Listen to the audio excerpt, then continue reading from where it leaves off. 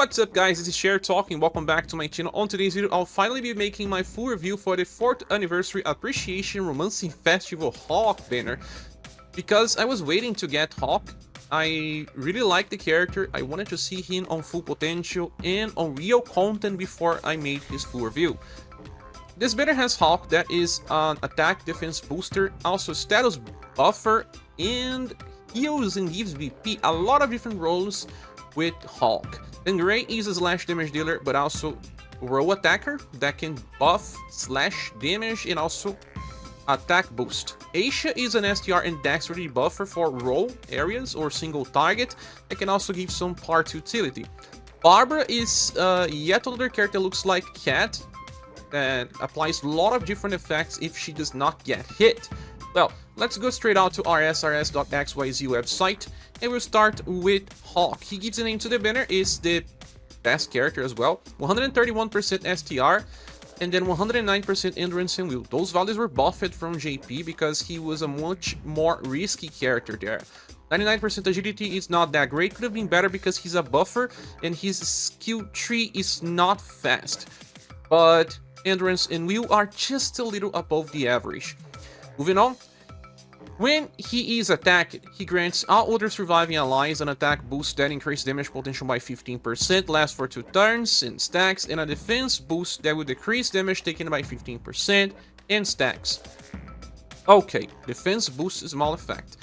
Now, when other people are attacked, he grants himself an attack boost that will increase his damage by 30%, and then a defense boost that will decrease damage taken by 20%.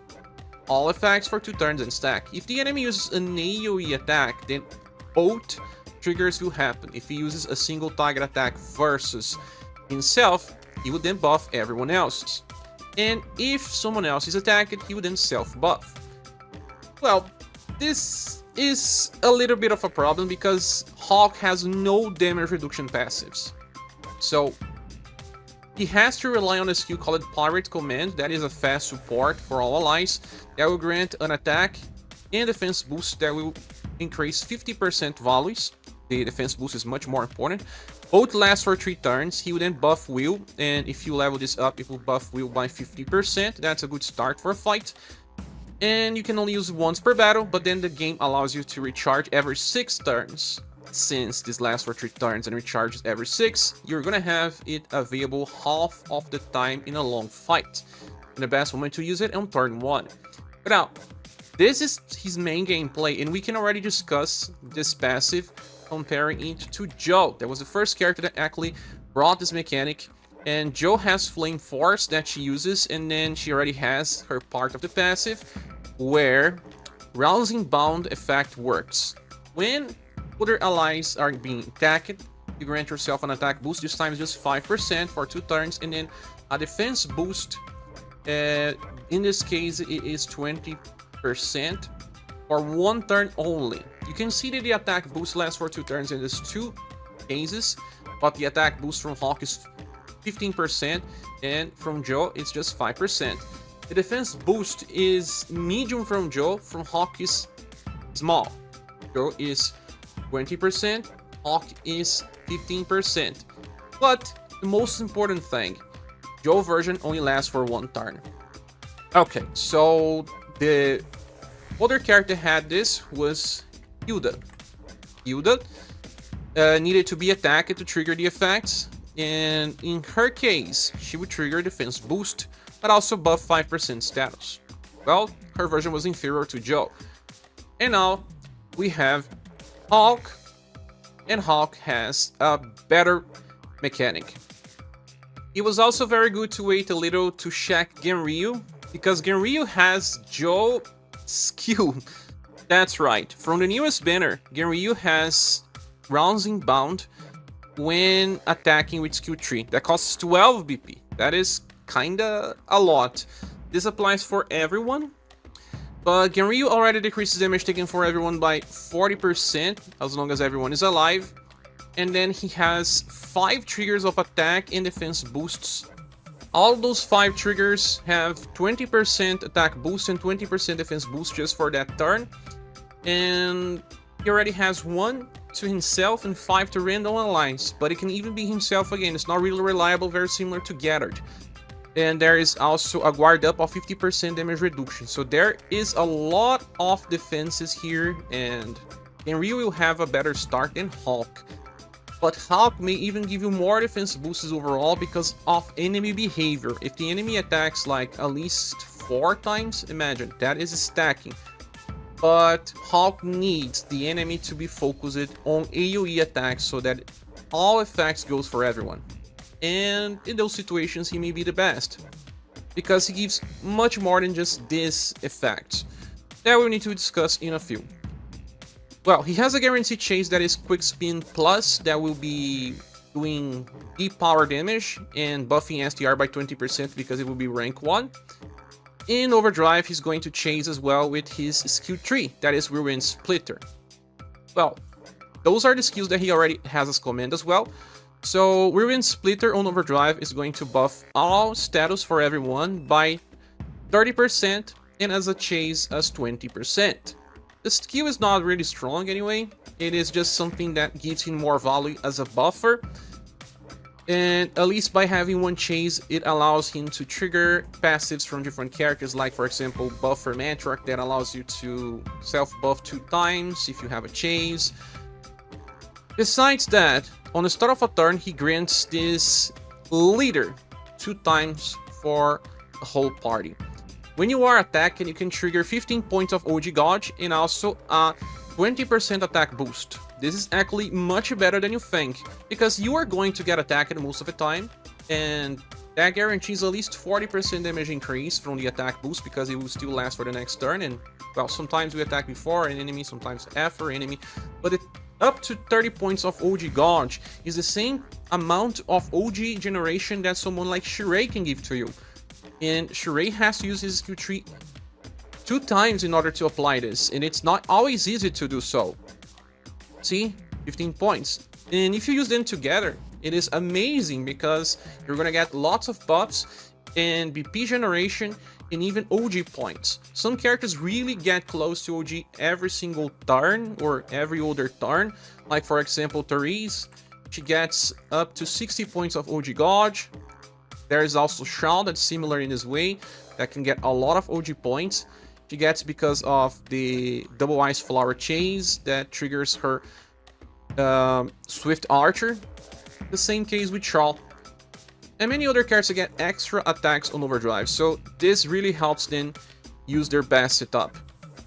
Okay, so up to 30 points of OG Gauge every turn and up to at least 40% attack boost. Now, at the end of every 3 turns, you will recover HP of everyone by around 1.4 thousand, and also a random BP volley between 3 to 7 for every single ally. You will usually get around 5 on average, and well, he's not really a BP generator, but this can help if you have someone else's. And he also gets Heat Up Extreme, 30% damage increase, up to 5 times for a total of 150% damage increase. His damage is not really important anyway, he's here for support. We already discussed all of the skills that he can use.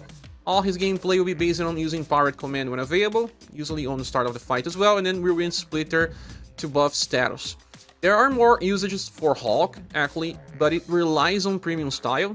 Militant Slash that you can amplify, and it becomes Militant Slash Plus. That becomes a fast AoE attack with slash damage that buffs will for everyone by up to 40%, and then he enters a defensive counter stance, meaning that he is going to take damage, but when he counters, he's going to counter with Savage Slash. That would then buff STR by up to 25% with an AoE power attack. So if there are too many enemies attacking, this is actually good because it will help Hawke get lots of attack, defense boosts, and STR buffs as well, while he can use it as a counter to stop enemy from using multi-attacks as well.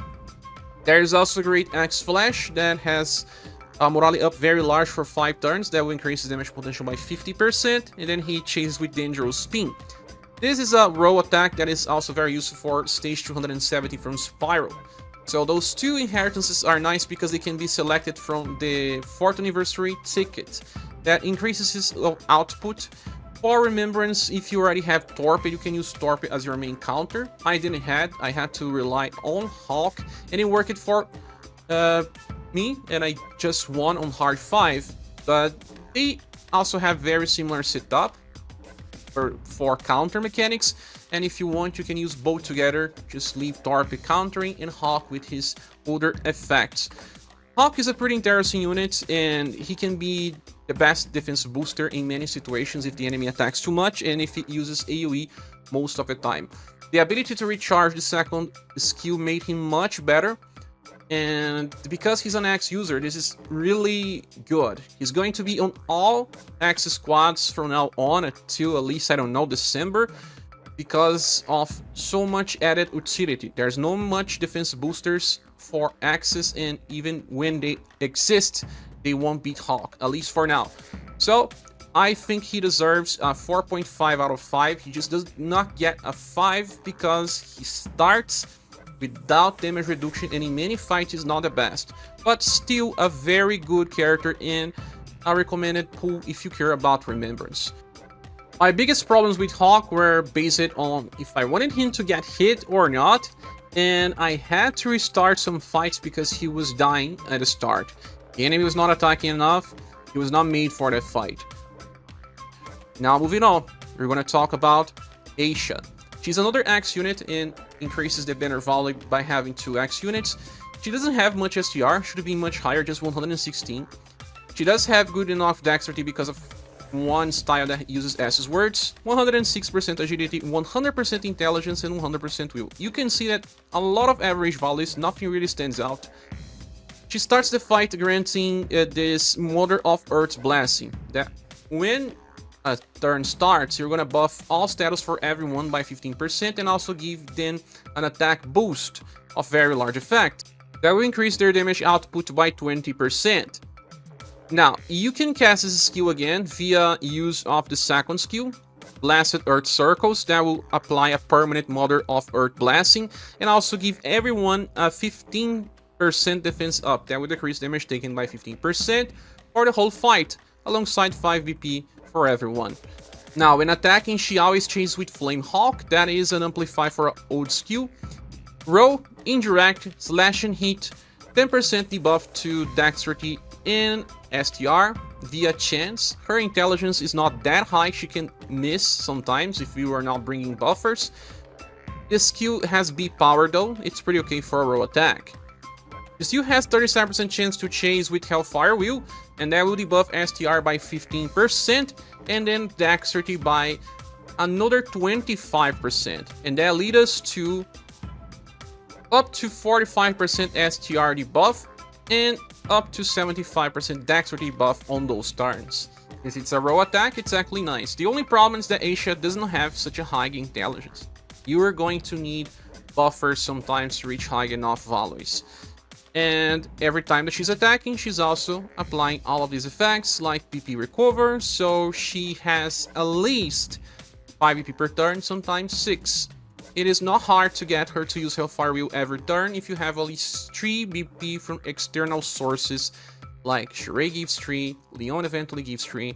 So as a dexterity buffer, probably the best one in the game right now, but dexterity is less important than intelligence and STR, and STR may not be enough if you don't chase with the extra Hellfire Wheel. But if you get to 30% STR debuff, it is okay in most situations.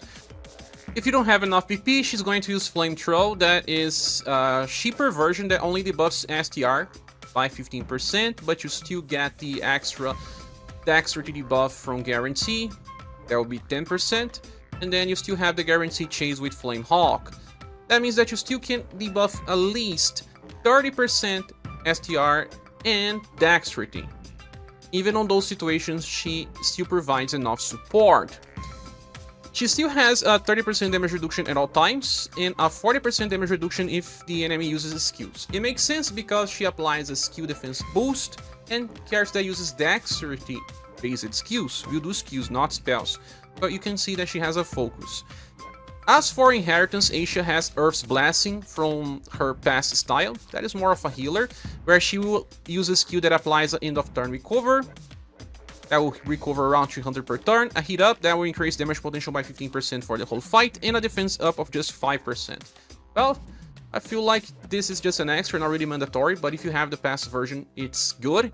And you will not be using this passive style anymore, I guess. Very low endurance. She's more of a healer, and, well, if you already have Darius, he heals enough, and there is also Hardy. So I got both, and I'm just using the newest with Earth's Blessing Inheritance.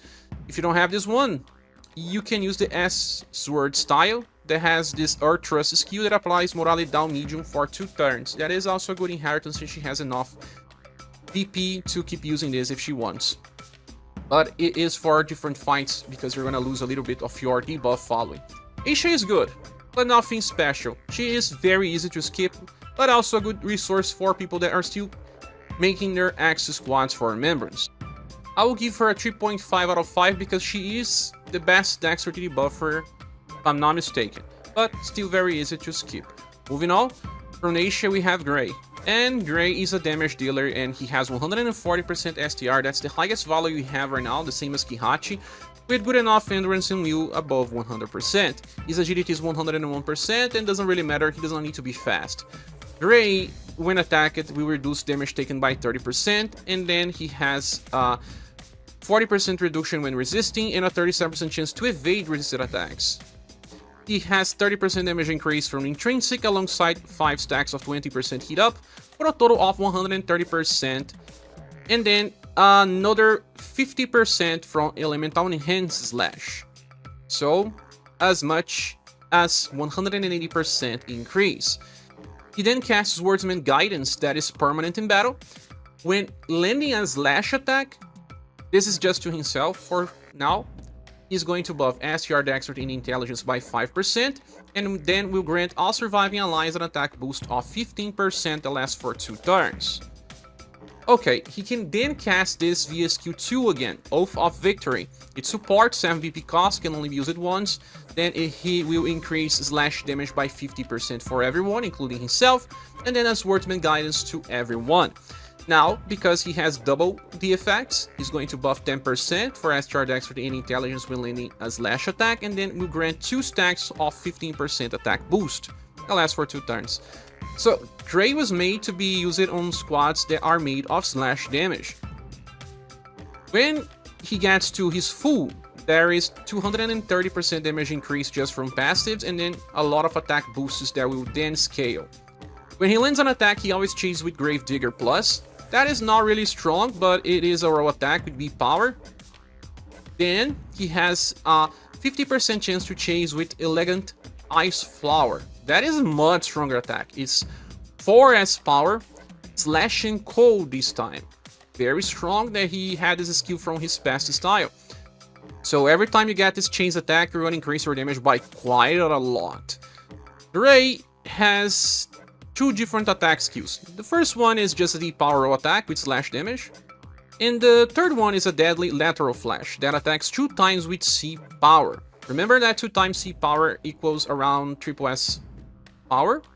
But since each attack would then cast an attack boost that increases 15% for 2 turns, I would say that this is pretty close or equal to a 4S attack. The good thing is that he's still buffing everyone, and just by the use of Deadly Lateral Flash, after using Oath of Victory, you're gonna apply 6 attack boosts of 15%. In total, that is a 90% damage increase for your party. That is quite a lot in my opinion. And if you get your extra chase, it becomes 120% attack boost just from Gray alone. And every other slash attacker can still give lots of attack boosts, especially when you consider that the Swordsman Guidance has no limit. So for example, you can combo Gray well with someone like Leon, because he has bullets with slash damage as well, so that he will keep self-buffing dexterity and applying attack boosts to himself and everyone else's. But the thing is, Gray is full offense, there is no other type of support. But if you can have a space to use Gray, for example, he was designed for Spire 270, he makes that stage extremely easy, and in other fights where he can fit, he's gonna make it easier as well. Gray kind of reminds me of Khalid, but Khalid attack boost strategy was not as great. I feel like he's much better as a lightning defense down specialist. Well, slash and lightning defense down, but in the end he combos well with Kihachi. And you may still want to keep using Khalid with Kihachi, but if you didn't got Khalid, it is still okay to use Gray with Kihachi so that you keep increasing slash damage, or other characters like, for example, the latest Sumir. Overall, Gray is easy to skip because we will see other characters that have similar setup, but he doesn't need any type of inheritance. Nothing here really makes him better. Maybe Aisha Flash Plus can be used because it now has deep power and attacks between 3 to 5 times with critical versus human, beast, and flying. But I still believe to use the skill number 3 to be the best way to improve damage, since it is still increasing damage for everyone else's. After all, Gray is strong, just not future-proof. I'll give him a 3.5 out of 5. The last one will be Barbara, and she has a 93% endurance and a 103% will. Alongside just 100% agility and 120% intelligence, you can see that there's nothing here that stands out. It was not made for damage, not even for resistance. When talking about Barbara, it's better to start with the last passive, Mirage Wall, because she has a 30% damage reduction at all times and a 25% chance to evade at all times as well. Now, when attacked by spells, she has a 50% chance to block damage. Any type of spells. Now, if you are hit by a shadow attack, you have a 50% chance to block that damage as well. If you are hit by a spell that has the shadow element, then you are going to try to trigger both effects, 50% chance to block. Awesome, she was designed to fight enemies that use spells, even better if they use shadow attacks. Besides, on the start of a turn, she always gets 1 evasion for 1 time on turn, meaning that it will not stack for the next turn, and a 50% chance to get another evasion on the same turn, alongside 2 extra BP. So she's a 5 BP per turn character. She does have 30% damage increase at all times, but forget about damage. What you can see here is that when she's attacked, she will then first try to evade with her 25% chance. If she did not evade, then she will try to block the damage via either the first or the second part of her passive. If it's a spell, you have 50%. If it's shadow damage, another 50%. And then if she didn't trigger any of this, she's going to spend her 1 evasion, right? Or even her second if she got.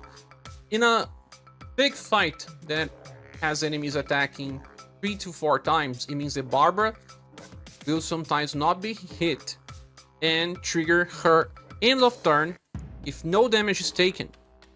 She will then trigger a AoE heal of around 1.4 thousand to give 1 BP to everyone, 15 points of OG Gouge, and then all of these effects from this passionate step. On the next turn, all of this will trigger Morale Up, very large, will increase damage by 40%. Attack Boost, very large, will increase damage by 30%. The attack boost lasts for 2 turns. Then a Defense Boost that will decrease damage taken by 20%, lasts for 2 turns, can also stack. Then a Guard Up that decreases damage taken by 35%, will not stack, just for that turn. And also all status buffs by 20%. A lot of different effects, right? Yes. To finally trigger this, you still have Violet Ray skill, that is a single target, double hit attack with Shadow and Pierce, deep power 10 BP cost, that has a 50% chance to grant another evasion with each hit.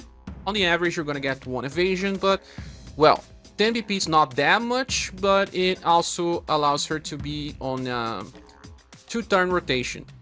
You have EP Violet Ray. If you don't have, use Trick Ball. That is a skill that can debuff intelligence by 15% for free. She uses Spear with the Shadow Element. You can amplify 1 now to get to triple S and help Barbara with damage, but her damage is really not important. And there is also the second skill, Floral Dance, that is a fast, all allies recover that can also revive. Can be used 2 times per battle, and she enters an evasive stance for 1 turn. Evasive stance means that she is not going to take damage. It's a guarantee way to trigger all of her effects, and you can use it 2 times. That is useful, for example, if you bring Barbara for the Megalith Dragon. You can use this skill on a turn where the enemy is going to attack multiple times, even turns, and she guarantees that you're going to trigger all of the effects on the next turn. Sometimes it may be even better to use it on an odd turn so that you have all of the effects on the even turn. Really depends on the fight. Barbara is pretty similar to Alv in Cat. Well, let's talk about Cat because she was much more popular than Alv. But look, she also has a mechanic where she gets damage block, she has stealth, she also has 50% chance to evade when everyone is alive, and she also has a skill that can give her evasion, but it costs a little more. As for Cat effects, they are inferior. She buffs the status as well, she needs attack boost, a defense boost that is larger, but there is no guard up, there is no BP and no OG points. So a little inferior than Barbara. Many people use this Cat on the 7 Heroes fights. You can replace it easily by Barbara as well. No worries about that. Barbara is a little better, a little easier to use than Cat. But they are pretty much similar and one can replace the other if you are thinking about their strategies. Sadly, this is not something that will work in all fights. It works on the 7 Heroes fights because we can actually nuke some of the forms and get all of the effects for free. If you're also using other strategies where there's a lot of OG attacks and the enemy does not attack much, you can save, attack before the enemy, try to decrease damage taken, and also try to block. If you debuff the enemy too much so that it reaches 0 damage, it also allows her to run better. Barbara is also useful because she is a spear user. We don't have that much support for Remembrance. Adding Barbara was not needed for me to clear Remembrance fight, but she made it even easier versus the Megalith Dragon.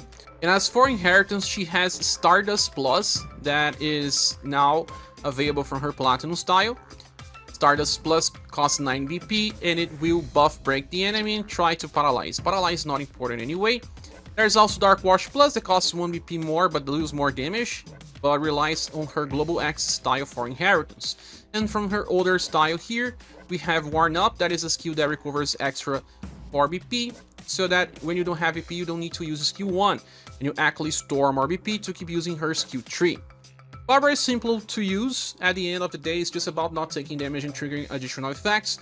Her longevity is not really that good, because in the future, some units will apply similar effects without having to block or evade, but she may be useful for some very specific fights, serious challenges, Remembrance, and all of that. I believe that because it's not that hard to keep her running when compared to Cat, I think she deserves a 4 out of 5, and is probably the second best character here on the banner.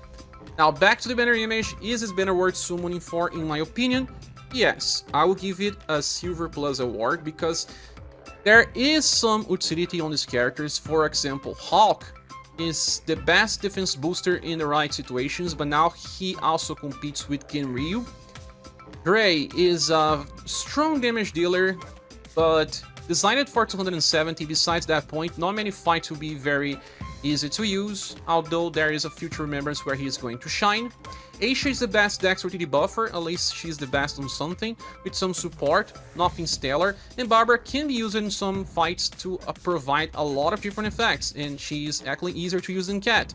So you have one meta unit, at least 2 characters that are on the top of their game, even if their game is not meta, and one that it just increases damage output and does not have a very good future. Overall, the banner value is mid to high, depending on who you're missing. If you care about Remembrance, Hawke is gonna help you a ton. If you don't care, then the value decreases quite a lot. I pulled it here till I got Hawke, and I'm pretty happy with the character. You probably saw many videos here, and those are my opinions. What are yours? Please see here in the comment section. Thank you so much for watching. Please subscribe if you haven't. If you want to support the channel, there are links in the description. I hope to see you soon on the next one. Goodbye.